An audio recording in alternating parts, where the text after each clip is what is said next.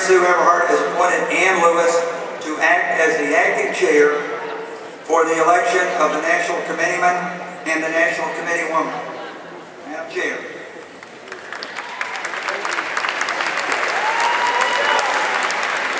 All right, well, with the adoption of rule number 6, you can just follow along with this, but here's how we're going to proceed.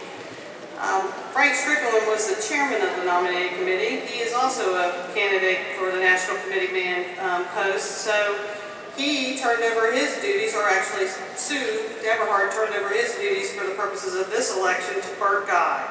Bert Guy will report the nominating committee's recommendations for National Committeeman and National Committee Woman, after which I will ask if there are any additional nominations for either office. After you've had the opportunity to nominate candidates for both offices, we will close the nominations, and each candidate who's been nominated will be allowed 3 minutes to address the convention. We will then proceed to vote by ballot. A majority of those voting will be required for election. And this is all set forth in the rule, but just to cover it real quickly, in the event that there are 3 nominees for a position and no nominee gets a majority on the first ballot, the nominee who receives the least number of votes drops off, and then the second ballot will be ordered. If there are more than 3 nominees for a position and no nominee receives a majority on the first ballot, the second ballot will be ordered with the top 3 vote getters on that ballot. Each candidate may have a representative present during the ballot tabulation process. And with that,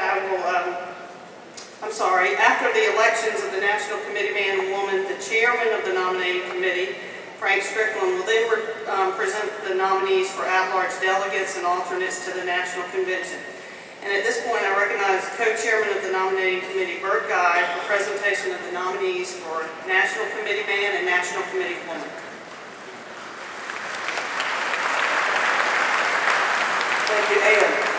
The nominating committee places it.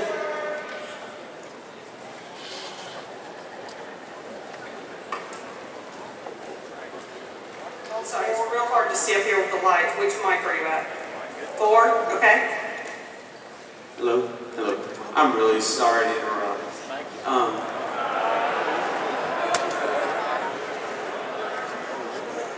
Okay. I'm Eric Limbord from Columbia County. I'm concerned that, well, I have a question. If you answer it, I won't be concerned. Sorry. I'm sorry.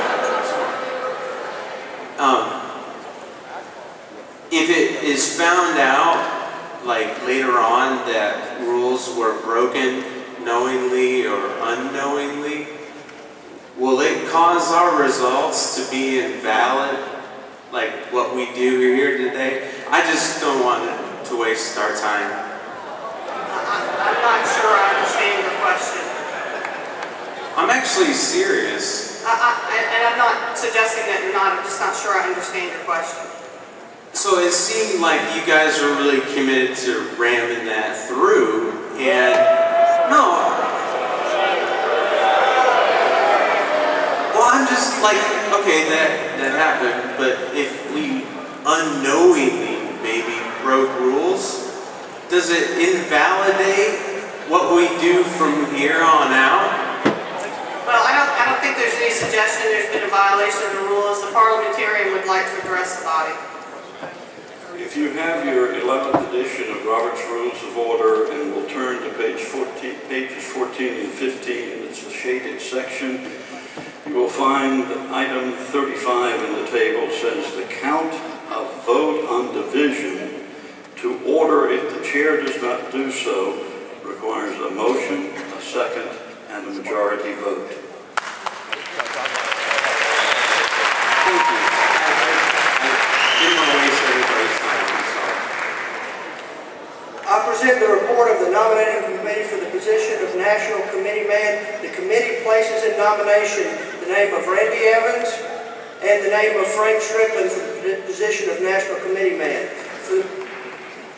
For the position of National Committee Woman, the committee places into nomination 2 names, Linda Herron and Ginger Howard. All right.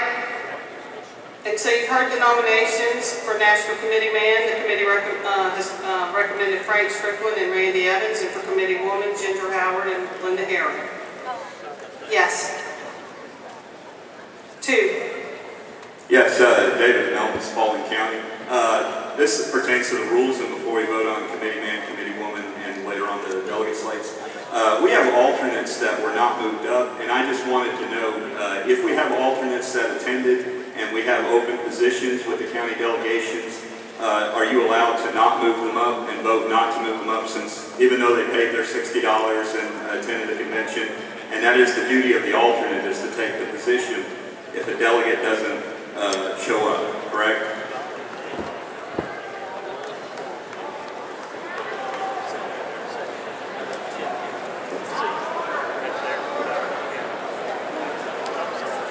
I attempted to ask before, and I was not recognized, so they're saying out of order. I waited. I believe it's out of order. I mean, we're on a different topic now.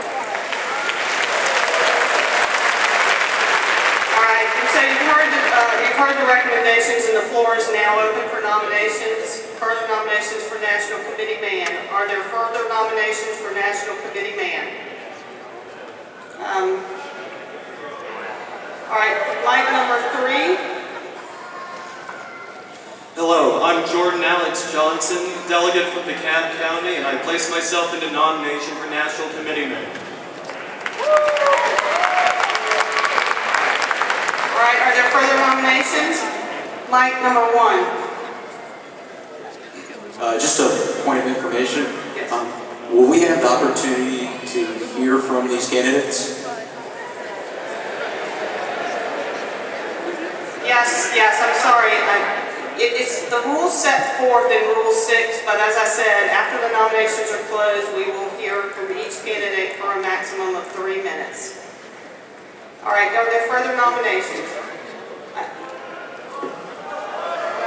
All right, there's been a motion that nominations be closed and a second.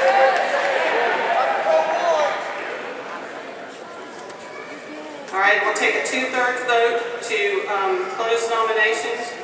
So if you are in favor of closing nominations at this point, please respond by saying yea. If you are opposed, say no. Those in favor of closing nominations for National Committee Man at this point, say yea. Those who do not wish to close National Committee Man nominations, say nay. In the opinion of the chair, the ayes have it, and the nominations are closed.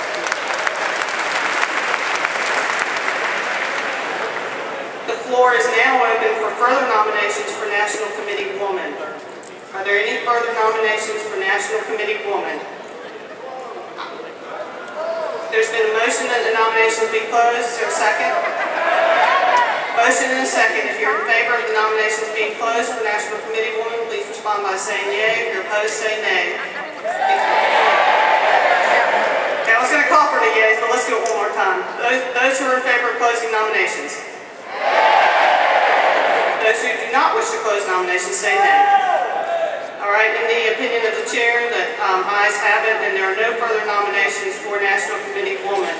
And with that, we will have the candidates, which will be Randy Evans, Alex Jordan Johnson, and Frank Strickland, and the National Committee Woman candidates, Ginger Howard and Linda Herring, speak to you.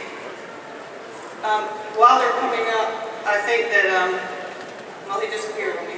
BJ Van Gundy, who's the Credentials Committee chair, and the Credentials Committee is going to, they served their time yesterday as the Credentials Committee. Today they're committed to now being the Ballot Tabulation Committee, and here is BJ Van Gundy to explain that to you.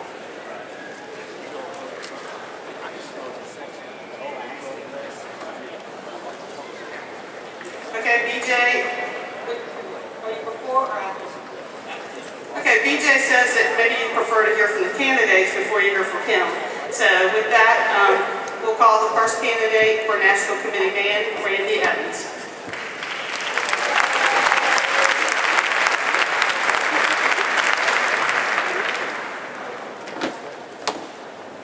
Well, first of all, I just want to thank everybody for being here.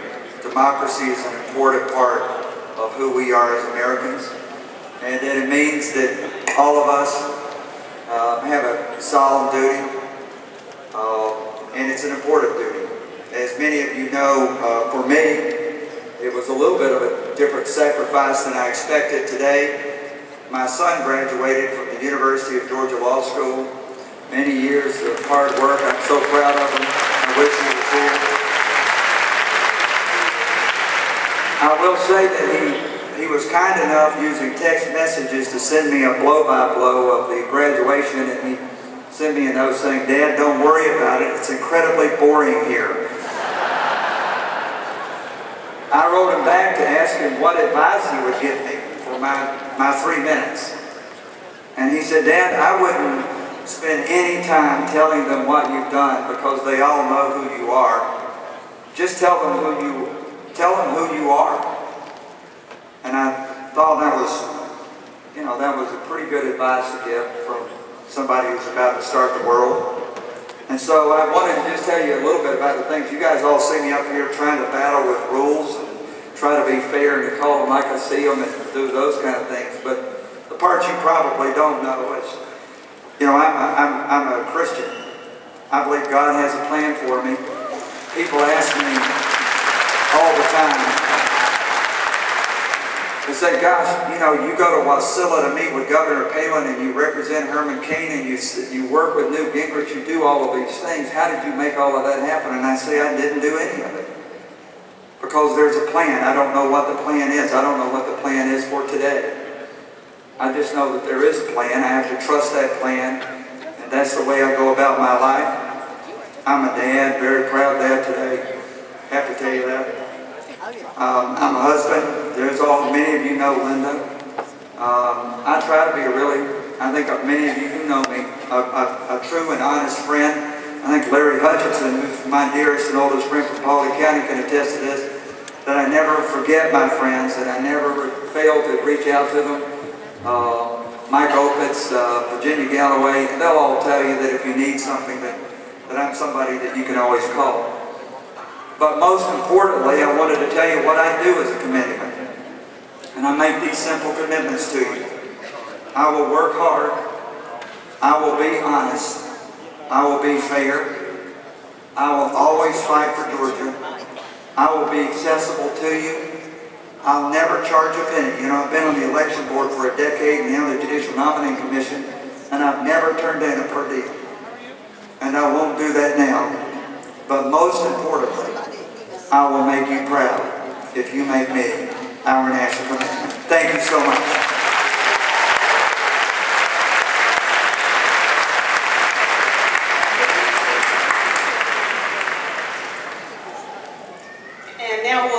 Frank Strickland, and I should have told the candidates this, but we have a timer right in the front row. She looks very sweet, but she's a harsh timer, so follow her directions.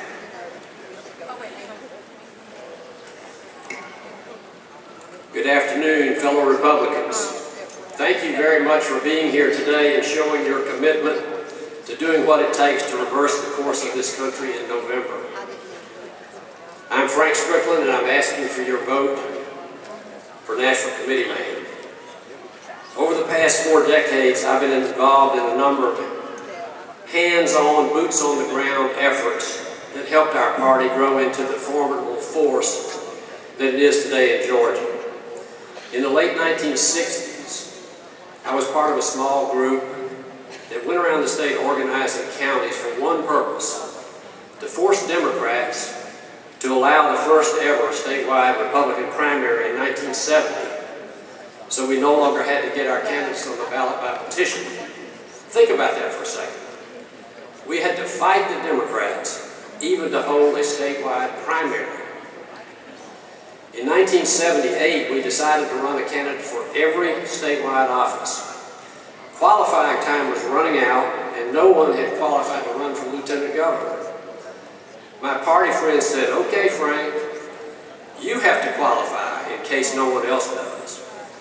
I agreed, but at the time I remarked to my good friend, the late Senator Coverdell, "Paul, what happens if I win?" He assured me that as a Republican running in 1978, I was in no danger of winning. And when another Republican rushed in at the last minute to qualify, I was happy to step aside and let him take my place. So my candidacy probably lasted about a half hour. Over the years, I've served as the state party's first vice chairman and as general counsel, and I'm currently the finance chair of the party. I also served a 7-year appointment for President George W. Bush.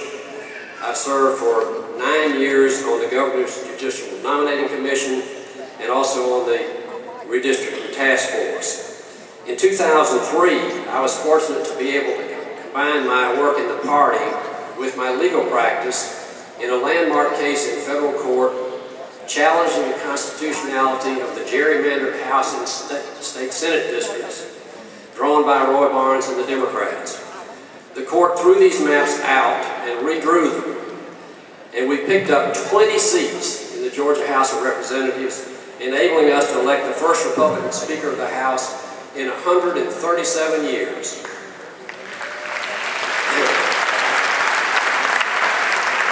I tell you all of that not to pat myself on the back, but to give you a flavor of how important building the party has been to me over the years.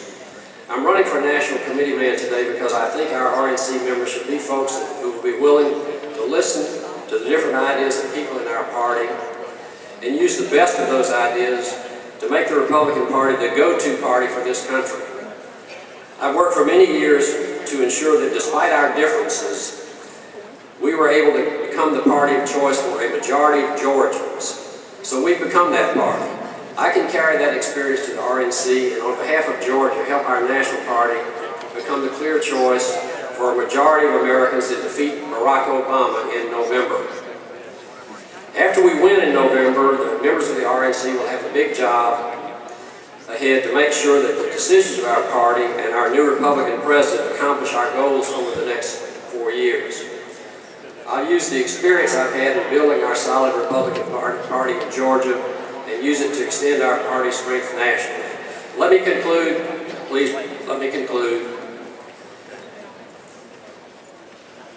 Think about Facebook as you cast your vote. Please like Frank.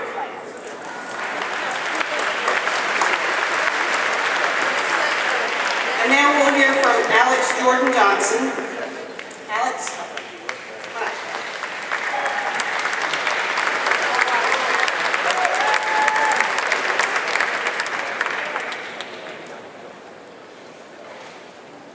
Delegates, I am the legal counsel for the I'm Jordan Alex Johnson, the legal counsel for the DeKalb County GOP, the chairman of the DeKalb Young Republicans, and the 2010 Republican State Senate candidate in District 41. We, due to party rules, are being expected to support and follow Republican candidates who have pandered to us during primaries and then drug our party's name through the mud by abandoning us and our principles after being elected. You are leaders as delegates to this convention. The National Committee Man and Woman are leaders. The national delegates are leaders. We are here electing leaders, and the question is, how should leaders be chosen? Leaders should be chosen based on their vision and their desire for improvement in enacting their philosophies and your philosophies into action on a national level and transforming the Republican Party, not only based on past involvement with the party. Right now, there is currently no check on who holds the title Republican. The media, which fails to inform people about candidates and leads primary voters to select the media's favorite candidate. Right now, so-called Republicans coast to re-election, destroying our party's name by their failure to subscribe to limited government principles and balance the budget, helped by the fact that you, our party leaders, are prohibited by our own party rules from stripping the title and support from them.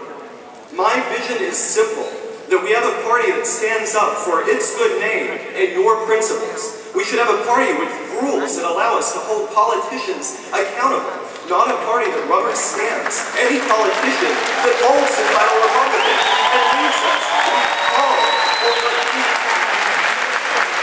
Many of you have been involved in this party for decades, and I have a great respect for all of you and your hard work. I have a vision, though, to change the party rules and influence the platform to ensure that people who betray your principles don't get to call themselves Republicans or receive money from the Republican Party while they keep expanding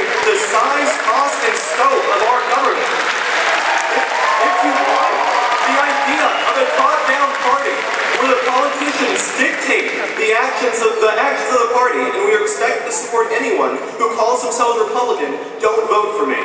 But if you believe that you are leaders of the party and that leaders should have vision and that our country is on the wrong track and that a strong, principled, accountable Republican Party is the key to our future, then please vote for me.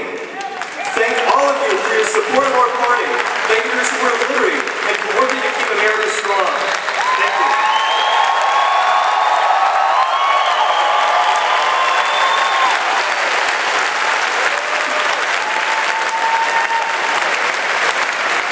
Thank you, Alex. And now we'll hear from the candidates for National Committee Woman, beginning with Linda Heron.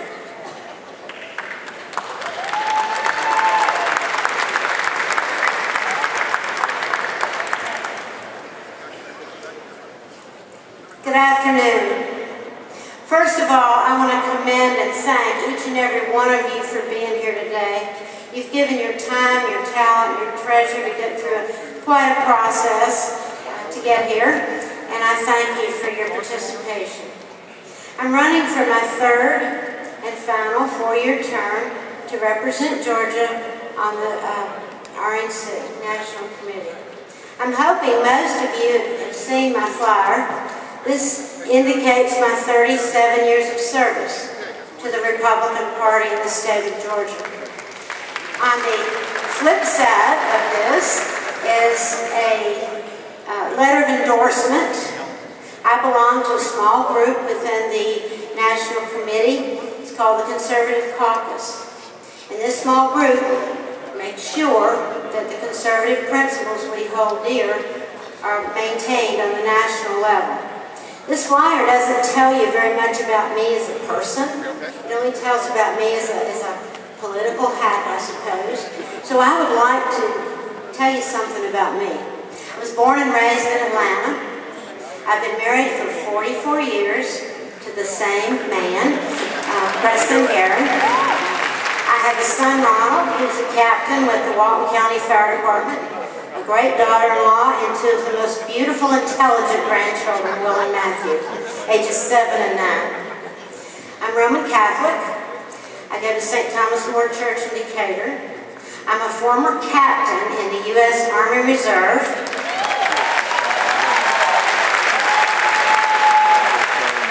I'm retired as a nurse anesthetist. I was appointed by Governor Perdue to serve on the Georgia Board of Nursing, and I served as president of that board for 6 years.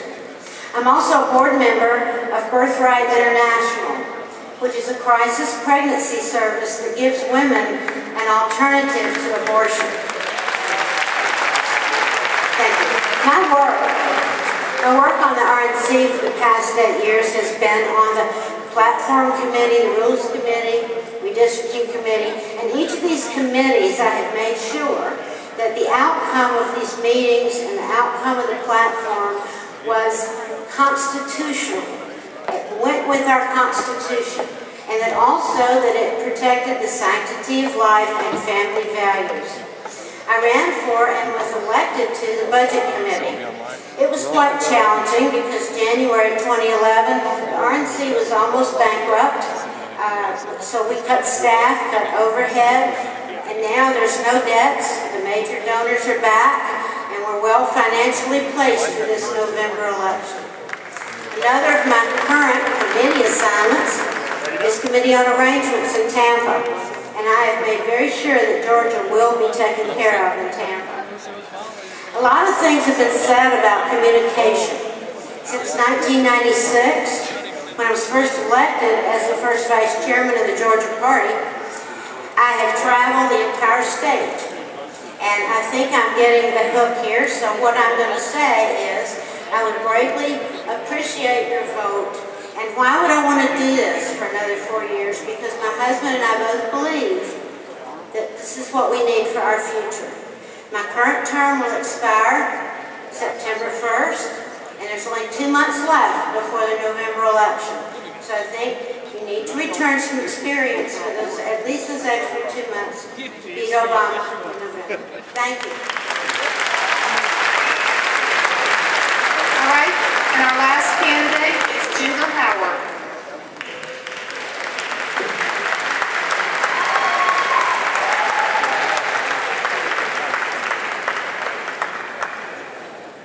Good afternoon.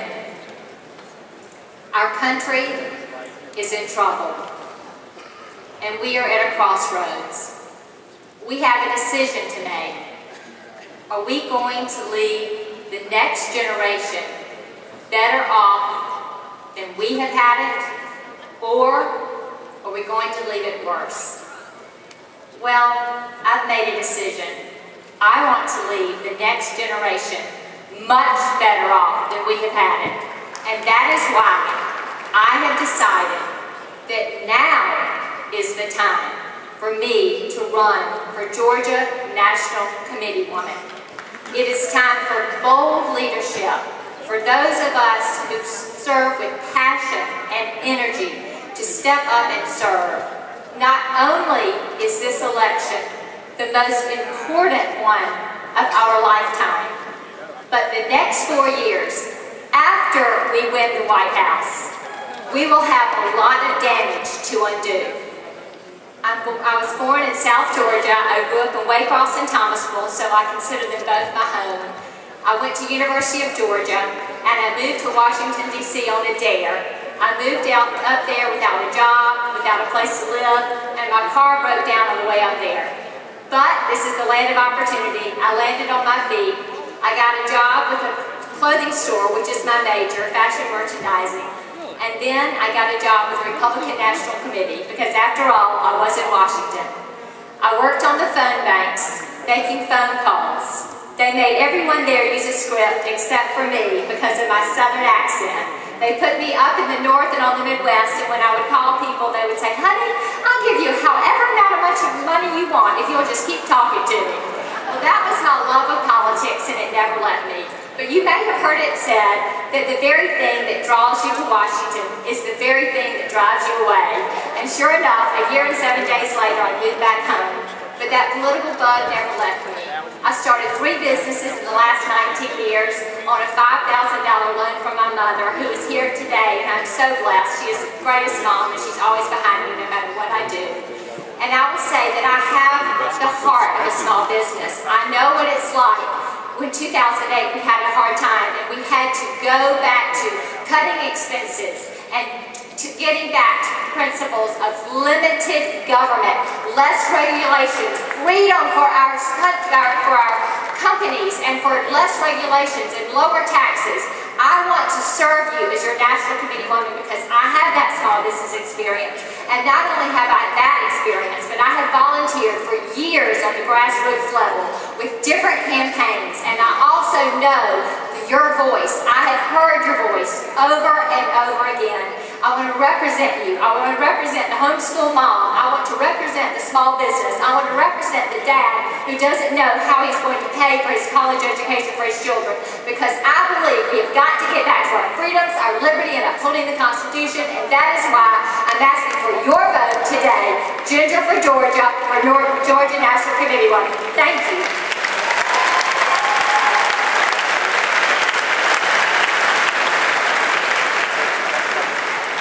Well, I hope you'll join me in a round of applause for all 5 of these folks who are willing to give their time to the party.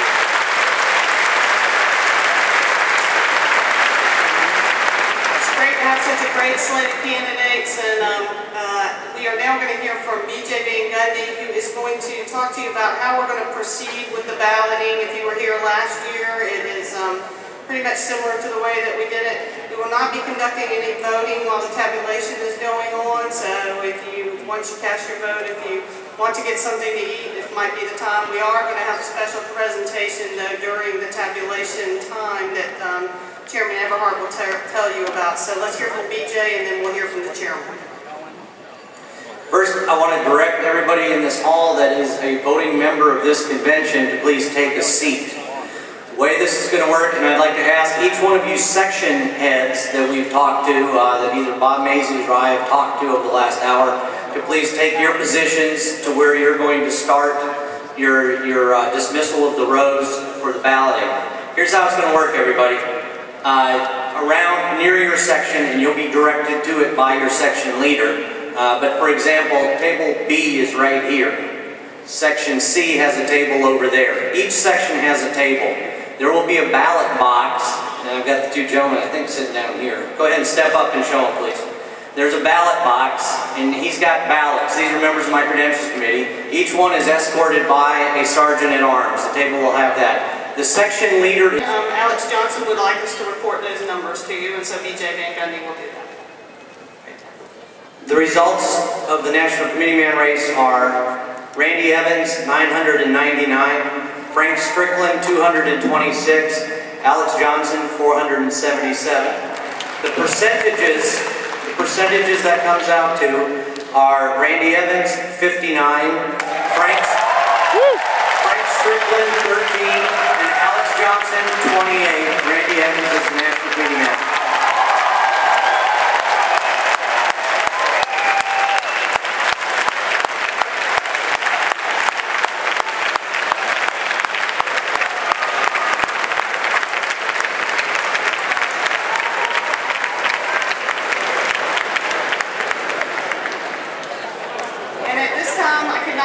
How much it is my pleasure to return the podium to your new National Committee man, Randy Evans.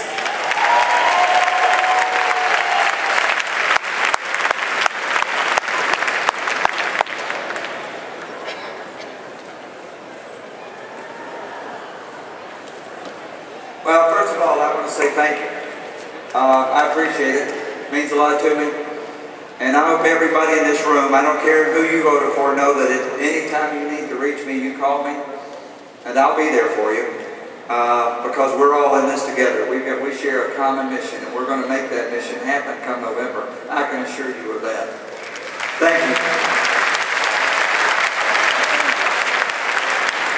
The nominating committee chairman, Frank Strickland, will now present the nominees for at-large national convention delegates and alternates. Frank?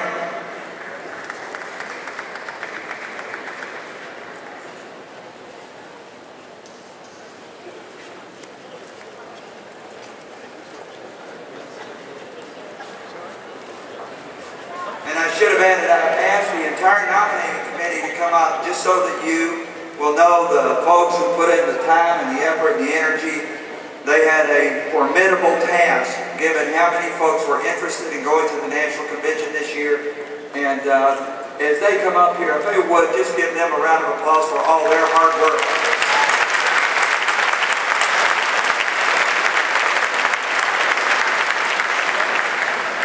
Good afternoon again. Let me first congratulate Randy Evans on his resounding victory and join me in a round of applause.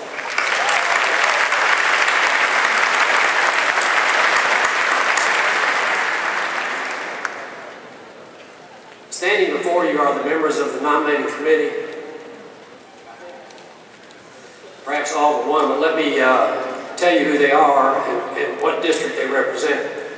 Byrd Guy from the 1st, Don Cole from the 2nd, Rich McCutcheon from the 2nd, Terry Agnew from the 3rd, Don Williamson from the 4th, I am from the 5th, Bobby France from the 6th, Nancy Ramey from the 7th, Gloria Allday from the 8th, Ron Johnson from the 9th, Jay Hanley from the 10th, Sean Davis from the 11th, Toria Morgan also from the 11th, Sherry Barnes from the 12th, Camilla Moore from the 13th, Tom Saltino from the 14th.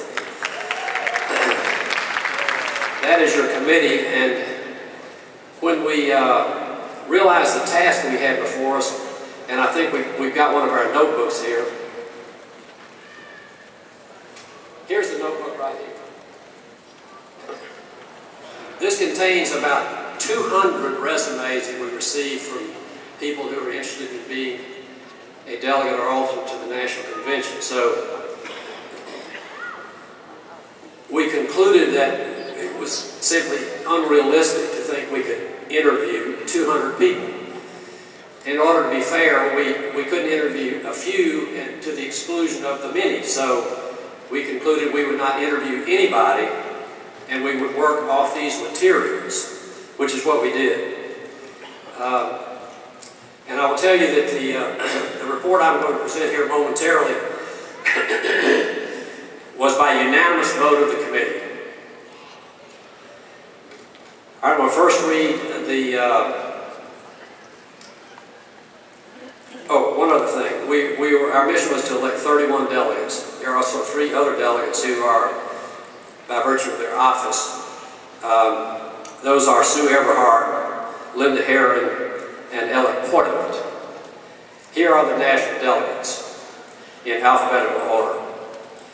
Heather Alvarez, Bruce Azevedo, Sherry Barnes, Gary Black, Betty Chambers, Fred Cooper, Sandra Deal, James Edenfield, Randy Evans, Edward Everhart, Burt Guy, Peggy Henderson, Kathy Hildebrand, Jimmy Hope, Nancy Hollingshed, Ralph Hudgens, Carol Keith, Brian Kemp, Kelly Leffler, Debbie McCord, Joshua McCoon, Camilla Moore, Toria Morgan, Sam Owens, Chip Pearson, Sonny Perdue, David Ralston, Frank Simpson, Frank Strickland, Eric Tannenblatt, Julianne Thompson. I will now read the national alternates, also in alphabetical order. Stephen Aaron, Ashley Bell, Mac Collins, Sharon Cooper, Patrick Cork, Bob Dallas, Doug Deal, Matt Dollar, Jenny Ekman, Cameron Fash, Danielle Fields, Sheila Galbraith, Deborah Giddens, Bill Knowles, Marion Lee, that may also be Neil Lee, Brenda Maddox, Ruth Malhotra, Catherine McDonald, Rufus Montgomery, Clay Newman, John Paget, Sonny Park, Bill Reynolds, Karen Ross, Alton Russell, Joshua Shepards, Thomas Schumann, Jason Starkey, Brian Tyson, B.J. Van Gundy, Charles Wingo. That concludes the list of delegates and alternates. Thank you very much.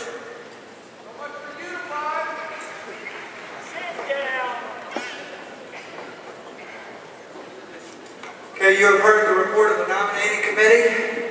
Mr. Microphone number 1. Yes, sir. I'm sorry, 3.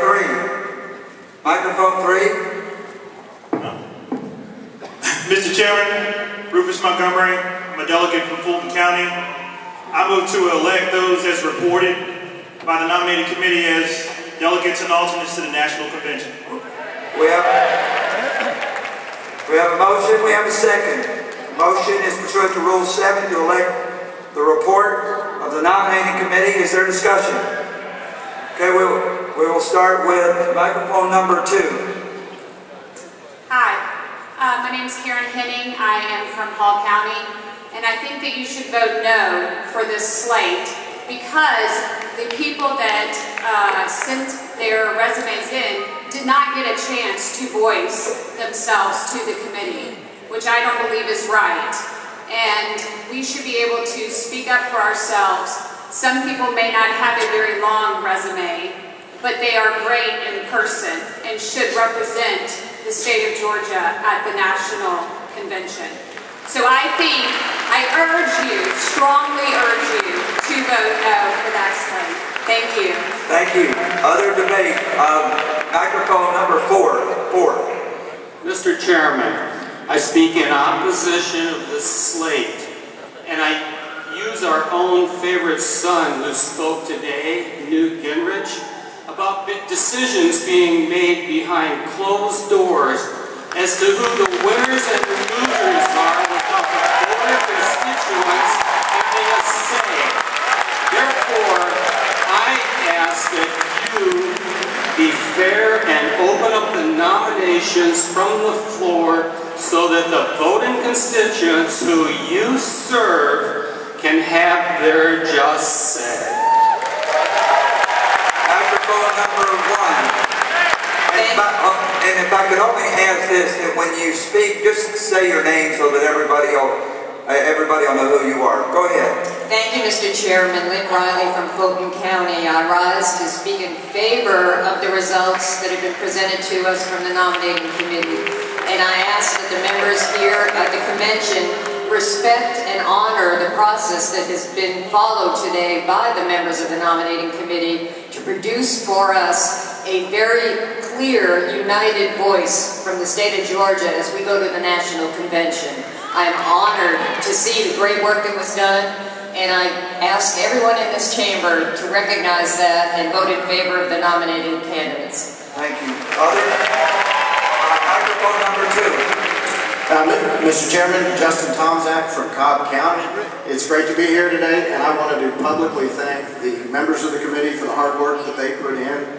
From the mass precinct level to the county to the district, it's been an open process. Everybody's had the opportunity to be involved in it if you wish to follow the procedures that were laid out from the beginning.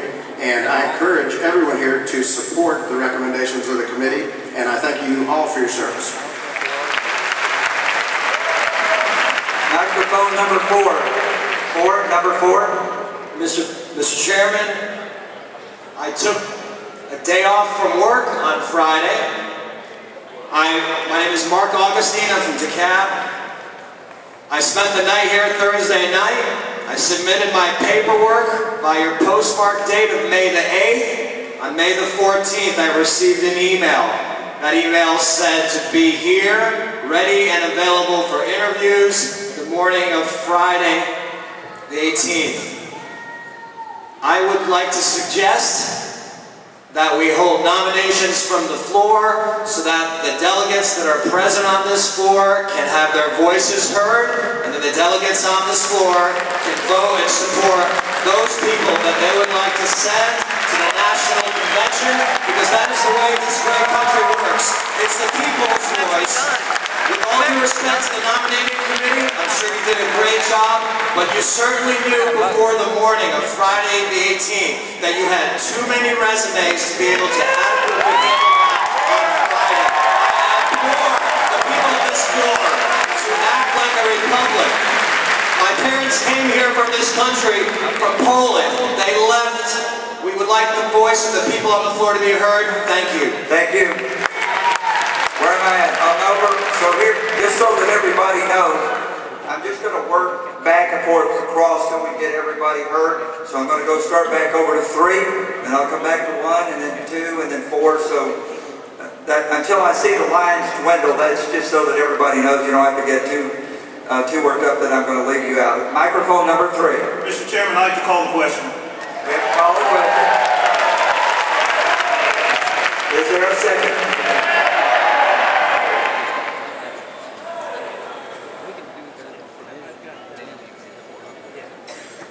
So we have a call to question. We have objection. I acknowledge the objection. I acknowledge the objection beforehand. To call the question requires a 2/3. To call the question requires a 2/3 vote. 2/3 is not something. So here's what we're going to do. I'm going to take the vote. And then we'll see if I can make a determination from the stand. If you are in point of order, hold on, relax. Point of order, and microphone number 4. Yes, sir. Yes, sir. Yes, sir. As long as there are nominations to be made on the floor, Robert's Rules of Order forbids the closing of the nominations. You are correct, but we have a motion to elect pending pursuant to a convention rule. And as a result, that is the motion that's on the floor. Other points of inquiry or points of parliamentary inquiry? Point of inquiry at number 2.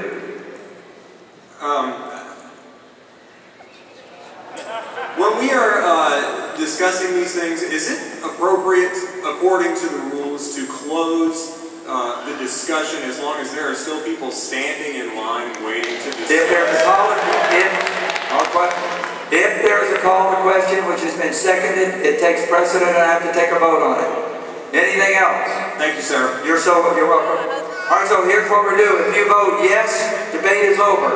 If you vote no, debate continues. On the motion, does everybody understand?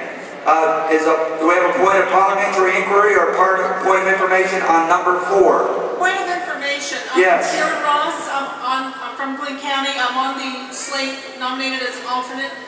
But if you elect that slate, you will have a vacancy because I applied to be a delegate. I've been an alternate for Ronald Reagan. I would rather a new person go as an alternate who's never been. Thank you. I need debate limited to the call to question. Is there anything else? So here we go. If you want to end debate, vote yes by standing. By standing. Vote yes by standing.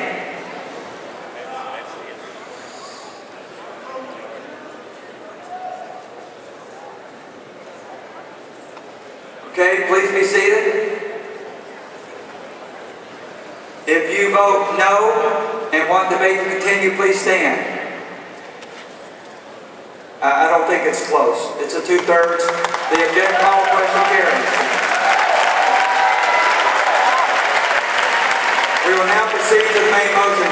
Microphone number 1. Mr. Evans, I must call for a standing count. I make a motion for a standing count. We have a motion for a standing count. Is there a second? Hold on.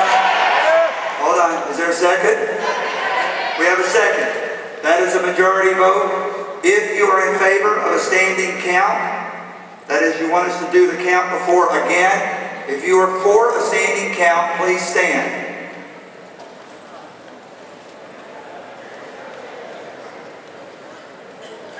Please be seated. If you are opposed to a standing count, please stand. It's not close. It's not close. So the motion fails. We are now in the main motion. The motion on the floor is the motion to elect. The question has been called. Point. Hold on. I got your microphone number 4. Call for division. Call for division. We have to have... The division was a standing vote? No, sir. I want to call the division from the standing vote. We need to have a count by district, and if that's not satisfactory, if there's something fishy about that, we can have a count by county, and then we can have a roll call count. Now let's do it right, Mr. Chairman, and quit trying to pull the wool over here with all this. Stop all the shenanigans. I'll let the parliamentarian read you the rules. This is Robert's Rules of Order, Section 29. Whenever a member doubts the results of a voice vote or a vote by show of hands, either because the results appear close or because he doubts that a representative number of members present have voted, he can call for a division of the assembly, thereby requiring the vote to be taken again by rising. So we're now in the main motion. The main motion is the motion to elect microphone number 3. Hold on, let me do 3 first. I got it going for 3 first. Hey, I'm Jordan Alex Johnson from DeKalb County. I have a parliamentary inquiry. Parliamentary inquiry, please. All right. I've studied Robert's Rules to some extent. I always thought that in order to take away the rights of, for example, a third, you would still need a supermajority to not count everyone by numbers, so that way you ensure that you can see the people in the stands, since you can barely see me over here. So I'm just unfortunately, I'm asking if you could do that just so that everyone here is confident in the results. I'm sure that you could take a chairman's prerogative to make sure that everyone's happy with this. Unfortunately, that's not what the rules provide. We were on number 4. Yes. So, 2 things. One, I agree with... So you rise for parliamentary inquiry? Parliamentary inquiry, yes sir. Yes, sir. Okay. Parliamentary inquiry. So, one, I would like to be able to again plead to the chair that he would have a vote to ensure that it is 2/3. And then the second thing is, if it's a parliamentary inquiry, to make a motion to amend the nominating slate, replacing Herb Guy with Alex Johnson. No. Unfortunately, the question has been called and sustained, so I can't take an amendment. Yes, on number 1. Yes. First, I'd like to ask a point of, what is it, parliamentary? Inquiry, yes. Inquiry, yes. I'd like to refer to the Americans with Disabilities Act. What does Robert's Rules say about requiring a rising count when you have people that are delegates who cannot rise because they are in wheelchairs, or they have orthopedic conditions that makes that difficult, even to the point of being able to completely stand upright. It's a very... Given that we have that in this hall, it seems that the ADA would say that we should take a count so that those individuals are not discriminated against. It is an excellent question which has been the subject of much commentary. Robert's Rules of Order itself does not address the compliance with the ADA, but the rules and annotations that have interpreted have said if those who are subject to the ADA would be within the margin of difference, then in that situation you would make appropriate accommodation. In this case, they were not within the margin of difference. Microphone number 3. Microphone number 3. Andrew Strickland, Baldwin County. I just want to say, looking at the delegate slate, it was obviously predetermined what those names were going to be. This is a good old boy system, and I'm here to take my country back.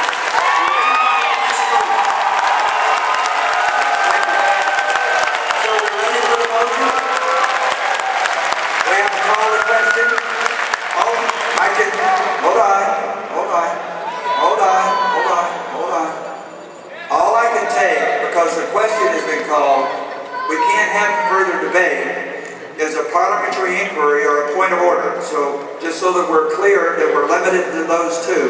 So, microphone number 2. I don't have a point of parliamentary inquiry. I've been standing here for 15 minutes. I was just hoping to say something to you. Okay, number 1. No, I'm sorry, number 1. Please go ahead. A point of parliamentary inquiry or a point of order. I would like to make a point of parliamentary inquiry. Certainly. Is it not true that some of us submitted our resumes? We received an email telling us when we would go.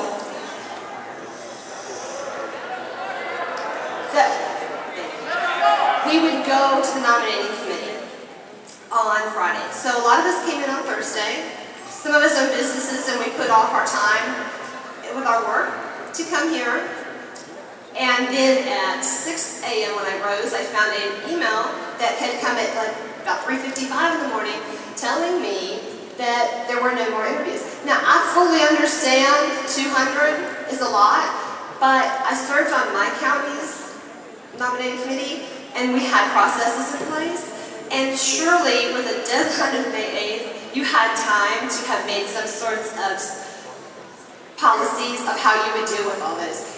And I've stood here since before we voted for you for our national committeeman. And he's been waving his hand for me. And then you decided that you would go around, and that seemed fair. Except that while I was standing here, I heard someone come up and ask him, hey, is there someone in line to hurry up and call the question? So then that's when you switched. And he said he didn't know. No. So I just want to ask you, because you're a national commitment now, and you're representing us, are you representing all of us, or do you decide you're going to get? So there's no problem. Thank you. There's no parliamentary interpretation involved, so I can't accept that. So at this point, we're prepared to vote. All those in favor of the motion, do you have a point of order or a point of parliamentary inquiry? State your parliamentary inquiry. 2. I'll come to 4. Number 2. Mr. Chairman, yes? I don't believe you adequately addressed the previous parliamentary inquiry. My name is Marty Henning from Wall County. The point that I'm making, as read from Robert's Rules, is that when the call for division is made, you have to do the division count. You, sir, we took a 2/3 vote to close discussion, a standing count. The call for division was made. At that point, a standing count should have been made. Instead, you did the same 2/3 vote and determined it from your seat up there. Thank you. Number 4? Number 4, microphone 4, what do you have? Hold on, I need microphone. I got to hear you first. Microphone 4? Go ahead, try it again. My name is, this is a parliamentary inquiry. Thank you. Based on a statement that you made earlier, which I will recall to your remembrance, earlier in these proceedings, there was a resolution that would call for people identifying where they stood, because we didn't want rhinos. That's because people felt it was important to know what was happening. Now, when we started this process, out of your own mouth, you said, I am going to give everybody an opportunity to speak and say what is on their mind so that everybody would hear. You are the man that is in charge. You control the flow. At the very least, you should honor your word because you're the one who said, I am here for everyone. And because somebody stood up and said, call to question, you should have said, I need to honor my word to these people who just re-elected me. Thank you.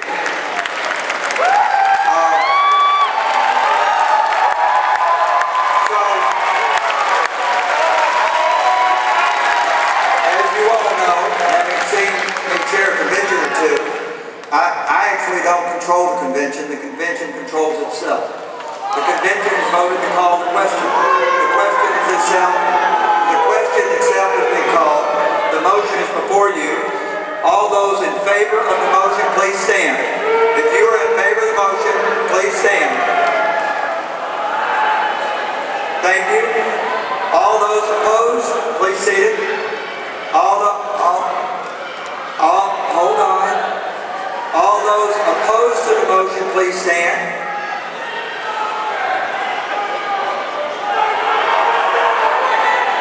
Thank you so much. Yes.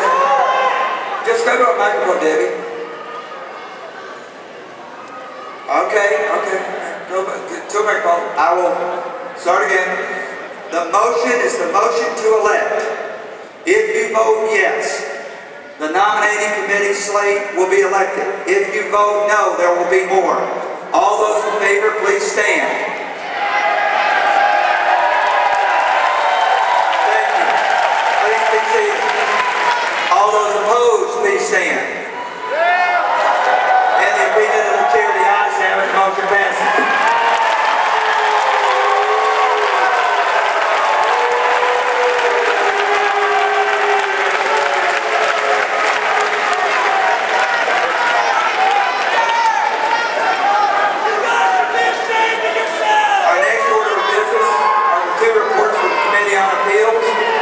Appeals relate to the district conventions at which delegates and alternates of the National Convention are elected.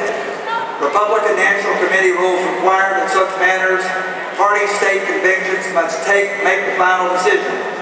In the Georgia Republican Party, appeals to the state party are referred to the Committee on Appeals, which is charged with investigating the appeals and preparing a report and recommendations. State Parliamentarian John White is the chairman of the Committee on Appeals and will present the first report. After the report and recommendations have been presented, the Appeals Committee chair will entertain questions about the report and recommendations. Following the questions, the convention will vote on the recommendations. Let me remind all of those elected, as delegates who are voting on this, to listen carefully to the report from Mr. White. John.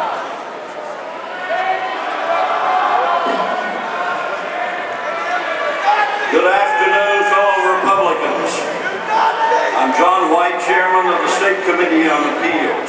The other members of the committee are First Vice President Burt Guy, Bob Mazie, State Treasurer, Stephen Passantino, Chief Deputy General Counsel of the State Party, Alton Russell, 3rd District Chairman, Rusty Simpson, former District Chairman who has held a multitude of party offices and is a former Superior Court Judge, and B.J. Van Gundy, 2nd Vice Chairman of the State Party.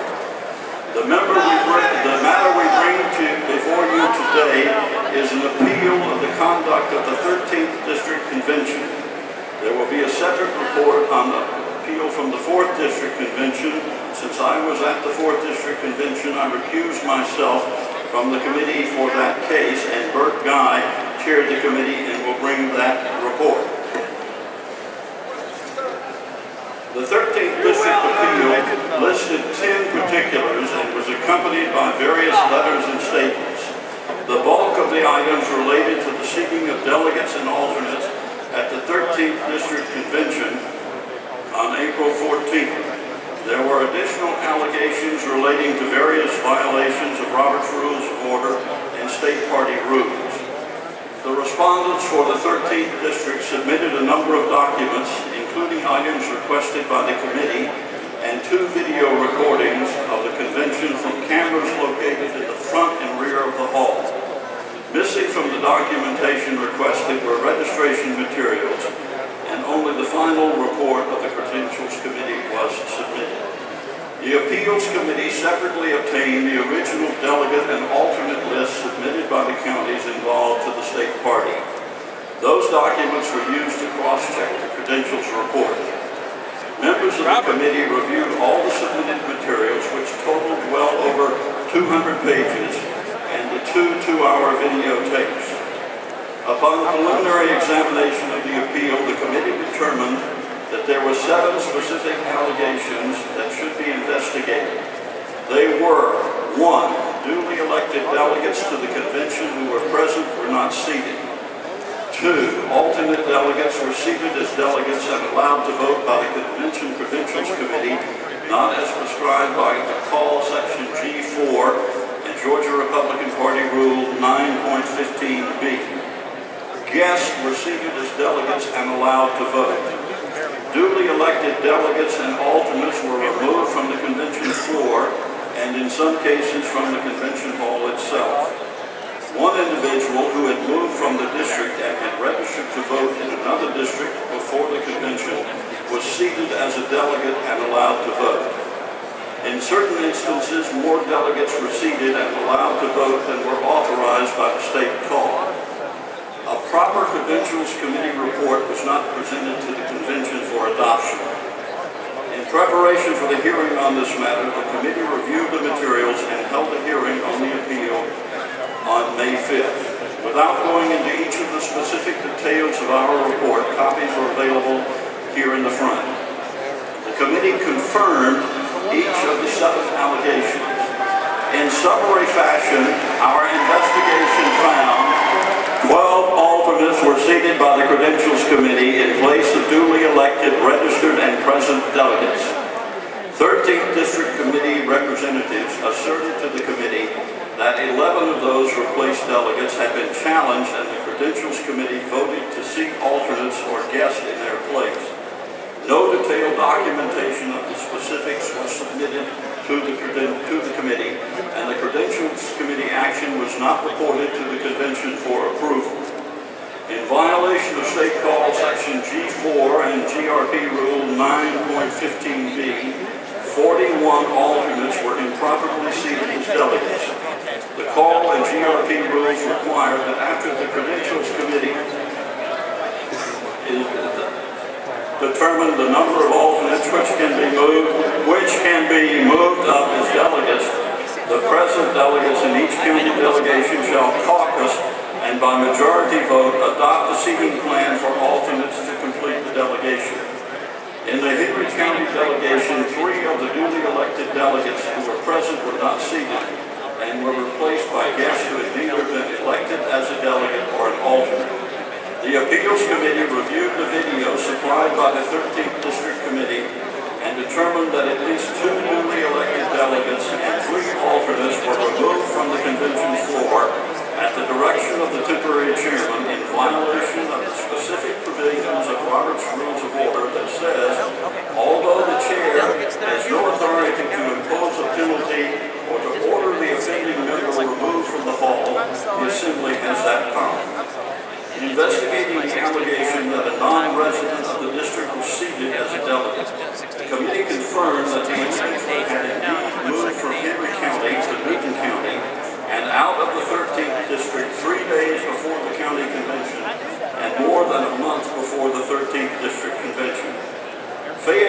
which was allocated 5 delegates in the state call, had 7 delegates seated.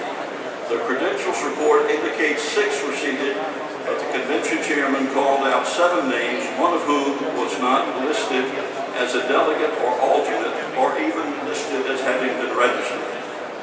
Finally, the 13th District Committee asserted that a credentials report was presented to the convention and adopted. The video of the convention revealed that the report consisted of reading out the list of counties and their total voting strength, which included, but did not specifically detail, the number of alternates seated by the Credentials Committee, and the number and names of delegates replaced by alternates and guests. Based on the foregoing, the Committee on Appeals unanimously reports that proper procedures were not followed in establishing the 13th District Convention, and that significant rules violations occurred which call into question the validity of the election of 13th District delegates and alternates to the 2012 RNC Convention. The committee therefore unanimously recommends to this convention the following. 1, that the 13th District Convention held on April 14th, 2012 be declared null and void. That a new 13th District Convention for the sole purpose of electing delegates and alternates from the district to the 2012 Republican National Convention be held under the supervision of the Georgia Republican Party. Number 3, that a new convention be held as soon as practical, taking into account the deadlines for submitting the Georgia delegate list to the RNC and proper notification of delegates and alternates properly elected to the original 13th District Convention. And number 4, that the expense, mailing, facility rental, etc. be borne by the 13th District. Mr. Chairman, that concludes the report of the committee, and I move its adoption. I'd be happy to answer any questions. You have heard the report. Let's see, start with microphone number 2. Parliamentary inquiry. Parliamentary inquiry. My name is Michael Burke. I'm from Chatham County. I have a question regarding people with disabilities, okay? I had to go through that whole speech there. You completely ignored me because you couldn't see me waving. I can't get something over my head. Okay, how many people are you disqualifying because they can't stand up? Can we get a show of hands of people who cannot get up? Well, it's actually we actually get reports from the Sergeant at Arms on that, so that we try to keep a relatively close monitor. Having relatives who suffer and fit within American disabilities, I especially am sensitive to it. And so I appreciate your point, well, if you were but we're very sensitive to it. How you didn't see me at the mic? Well, I can see you at microphone 2, and you seem to be doing pretty well, and I think we can all hear you. So, do we have anyone else? Microphone number 1. Microphone number, I'm sorry, Noah, 3. Mr. Chair, this is Noah. I was at the 13th District Convention. The business of the 13th Convention, 13th Congressional District Convention, was to select 6 people to go to the National Convention. 6. 3 delegates, 3 alternates. Surprise! Only 6 were eligible. 3 delegates, 3 alternates. The biggest contention was who's going to be seated. There was a contention from Henry County as to who's going to be seated. Before the convention, there were pass-outs and handouts. We're going to get our chair. Well, that didn't work out so good, but they have challenged this. There's only one piece of business. There's only 6 people eligible. They were elected by seated delegates. Okay. Is there anyone else who wants to number 2? Mr. Chairman? Yes, sir. Mr. Chairman, I've been calling for order till my throat is sore. Point of order. Certainly. I can hardly speak now. I join you. My throat just about gone myself. Well, as for point for information, sir, you didn't recognize me. You let a speaker go ahead and speak ahead of me. You have taken these proceedings in hand and disregarded all of these wonderful young patriotic people that have come here to come to the process. And you can sit there everyone and like behind closed doors just whatever you wanted. You are, sir, ought to be ashamed of yourself. You are the disgrace.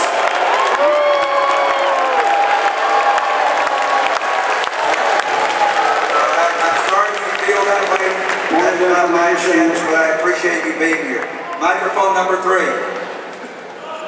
Thank you, Mr. Chairman. My name is Sheldon Crayon. I'm a delegate from Douglas County. I was at that convention, or let me state even better. I tried to enter into the convention. I registered my money, paid my $40, was credentialed, but I was kicked out for passing out state party rules. I thought this was a party of freedom. I thought this was a party of free speech, but I was denied my speech by the individuals running that convention. So, Mr. Chairman, I make a motion to accept the recommendation by the Appeals Committee. Thank you. No motion is actually required because the report itself operates as a motion to accept. What we're debating is whether that motion passes. Microphone number 1. Yes, Mr. Speaker. My name is Bob Camp. I'm from Douglas County. And I was at the 13th District Convention. I know most of you were not. Words cannot convey what happened that day unless you were there. It was a farce, a travesty. It was un-American. There were, and I know that the speaker earlier recounted all of the findings of the committee. I don't want to rehash them all, but just some things I want to make sure everyone heard. The Fayette County delegation was allotted 5 delegates. They were seated 7. Why? Because the chairman found a couple of allies that showed up that would vote the chairman's way. So the rules be damned. Let's seat them. Clayton County had alternates, duly elected alternates from their county who were not seated. Why? Because they did not support the chairman's agenda. So I urge you to vote in support of the committee's recommendation. Microphone number 4. It's really unfortunate to hear all the shenanigans that have been happening at all these different conferences. And I want to let people know here that whether it's the socialist from Illinois that wins or the socialist from Massachusetts that wins, this was their last chance to win the votes.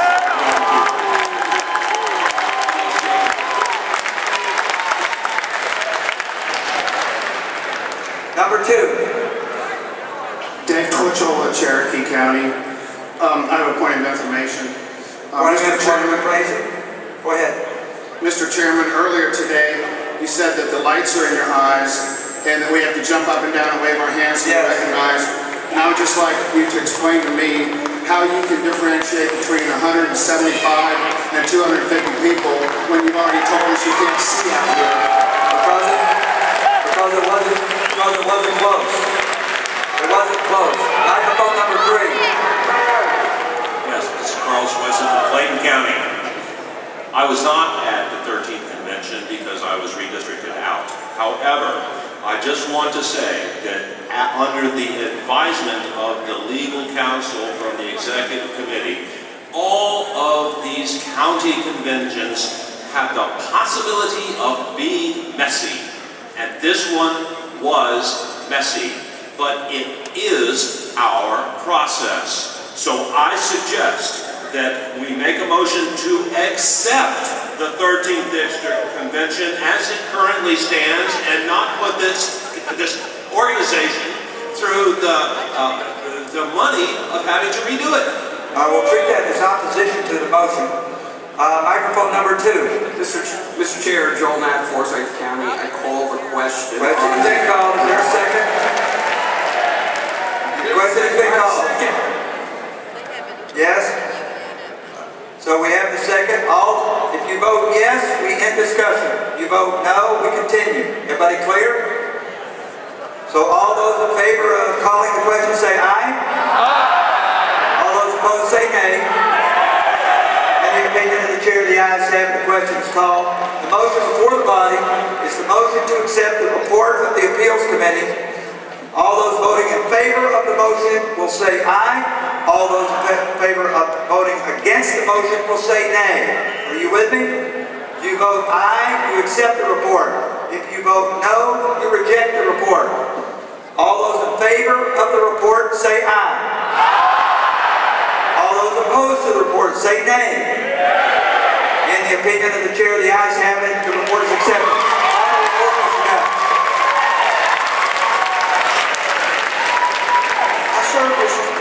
I served as chairman of the 4th District Convention Appeal on April 19, 2012. Certain delegates to the 4th District Republican Convention filed an appeal of the conduct of that convention held on April 14, 2012. The appeal alleged at least 14 separate violations of Robert's Rules of Order and thereby the rules of the Georgia Republican Party and the procedures used at the convention to select delegates of the 2012 Republican National Convention.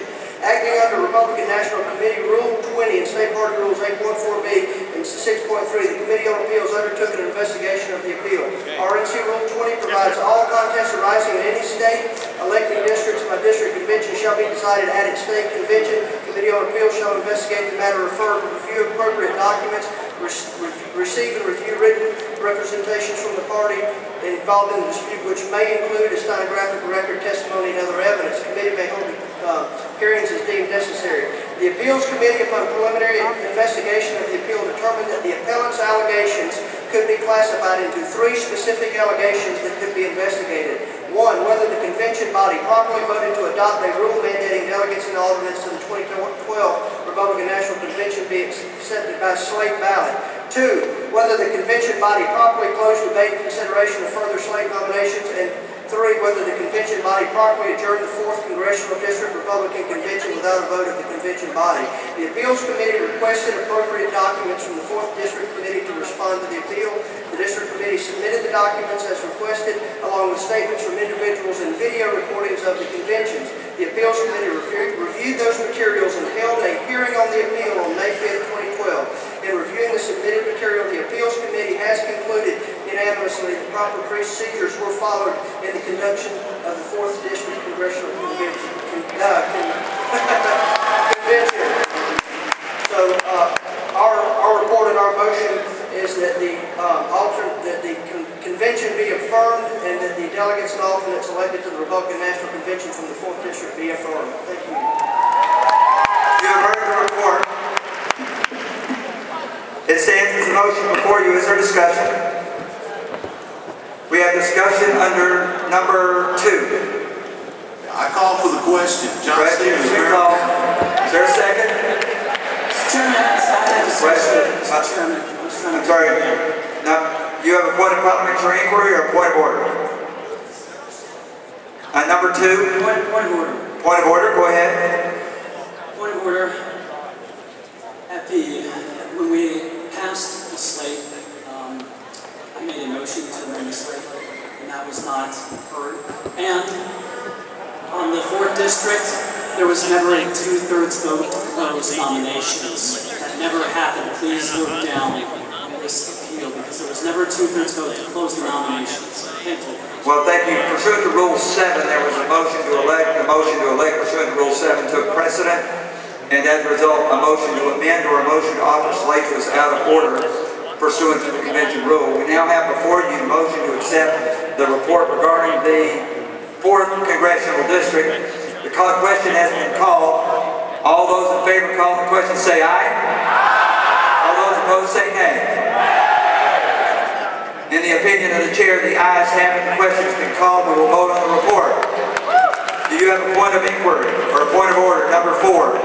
I was in line and that mic was open whenever you called on him first. I was here first, so before the question you called was, I'd like to make a statement. Well, go ahead. My name is Brandon Gray. I'm from Heard County, Georgia. I spent 3 years in the Army as a combat medic, and I've never been more ashamed of being American. Question's been called. Question's been called. Discussion's been entered. I can entertain a point of order or a point of inquiry. Number 1. My name is Brian Donegan from Gwinnett County. I've been involved in the Republican Party since 2008, and this is my third convention cycle. There are things at county level and at the state level that have not always gone my way, and to this point, I've decided to let it go, be a nice guy, and just live to fight another day. The behavior today is maybe I should be obstructing everything. This is ridiculous. This is absolutely ridiculous, folks. I'm sorry. Thank you. Okay, so we have a motion before you to accept the report on the committee report on appeal. All those in favor of the report will say aye. All those opposed to the report will say nay. Are you ready? So all those in favor of the report say aye. All those opposed say nay. And the opinion of the chair, the ayes have it, the motion carries.